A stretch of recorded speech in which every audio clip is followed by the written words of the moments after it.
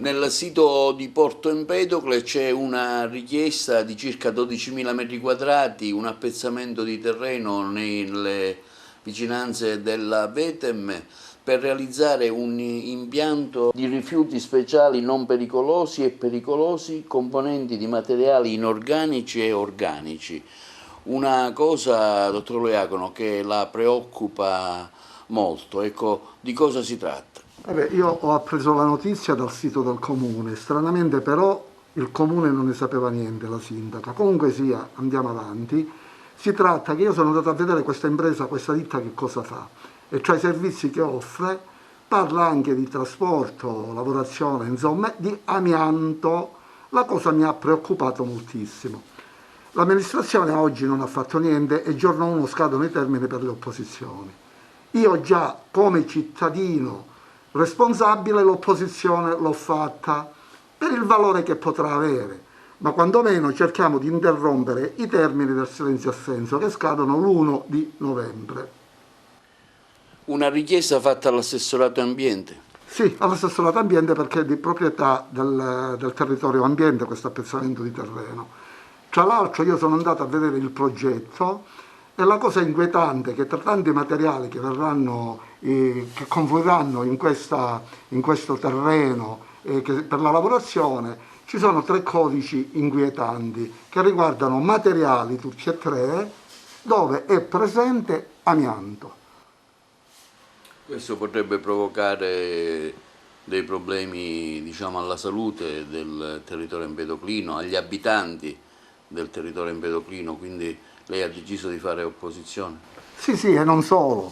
Porto Empedocle nel corso degli anni ha pagato tributi notevoli in vite umane agli insediamenti scellerati degli anni passati.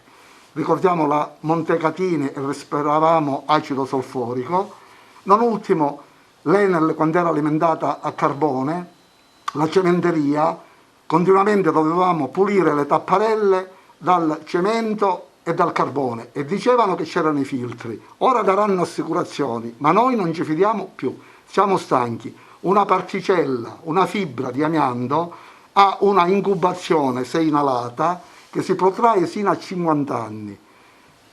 Alla fine si manifesta con un tumore micidiale che ha un nome ben preciso che ora io non ricordo. Dico anche che il vento trasporta silenzioso tutte queste particelle e con i venti che vengono dal sud va a finire anche nei comuni dell'entroterra, compreso Valle dei Templi ed Agrigento.